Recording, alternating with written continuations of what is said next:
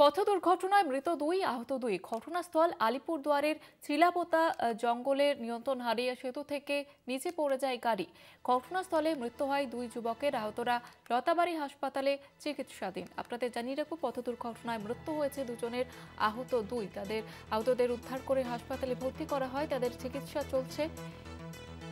এবং ঘটনাস্থল আলিপুরদুয়ার চিলাপাতা জঙ্গলে এই দুর্ঘটনাটি ঘটে। আহত হয়েছেন দুজন এবং নিয়ন্ত্রণ হারিয়ে সেতু থেকে নিচে পড়ে যায় গাড়ি। এই দুর্ঘটনায় দুজনের মৃত্যুর খবর পাওয়া যাচ্ছে, পাশাপাশি দুজন আহত।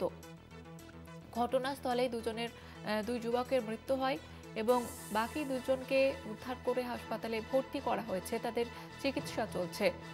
আলিপুরদুয়ারে ভয়াবহ পথ দুর্ঘটনা, নিয়ন্ত্রণ হারিয়ে নিচে পড়ে যায় গাড়ি। তাদের মধ্যে 4 জনের মধ্যে 2 জনের মৃত্যু হয়েছে, 2 জন যুবকের, এবং বাকি 2 জনকে উদ্ধার করে হাসপাতালে ভর্তি করা হয়েছে।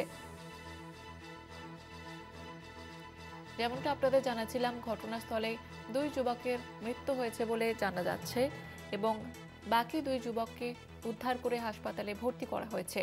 পথ দুর্ঘটনায় মৃত 2, আহত 2।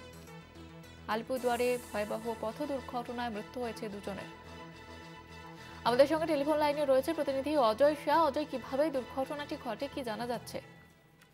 দেখো, আলিপুরদুয়ার জেলার চিলাপাতা জঙ্গলে ভয়াবহ পথ দুর্ঘটনার ঘটনা ঘটেছে। আর এই ঘটনায় 2 জনের মৃত্যু হয়েছে, আহত রয়েছে 2 জন। জানা গেছে 4 জন একটি ছোট গাড়ি করে হাসিমারা থেকে চিলাপাতা হয়ে কুচবিহার দিকে যাচ্ছিল। চিলাপাতার জঙ্গলে বানিয়া সেতুতে কিন্তু গাড়ির নিয়ন্ত্রণ হারিয়ে ব্রিজ থেকে নিচনে পড়ে যায়। এই ঘটনায় কিন্তু 2 জন যুবক এর মৃত্যু হয়েছে ঘটনাস্থলে, 2 জন গুরুতরভাবে আহত রয়েছে। মৃতদেরকে উদ্ধার করেছে পুলিশ, আর আহতদেরকে কুচবিহারে পাঠানো হয়েছে এমনটাই জানা গেছে। পুলিশ সূত্রে জানা গেছে যে সম্ভবত গাড়িটি দ্রুত গতিতে ছিল, যার ফলে এই দুর্ঘটনা ঘটেছে। যদিও তারা গোটা ঘটনার তদন্ত ইতিমধ্যে শুরু করেছে। যে 2 জন মারা গেছে সে কিন্তু কুচবিহার জেলার বাসিন্দা রয়েছে, আহত রয়েছে তারাও কিন্তু কুচবিহার জেলার বাসিন্দা রয়েছে বলে এমনটাই এখন পর্যন্ত পুলিশের তরফে জানা গিয়েছে। ধন্যবাদ জানাবো অজয়।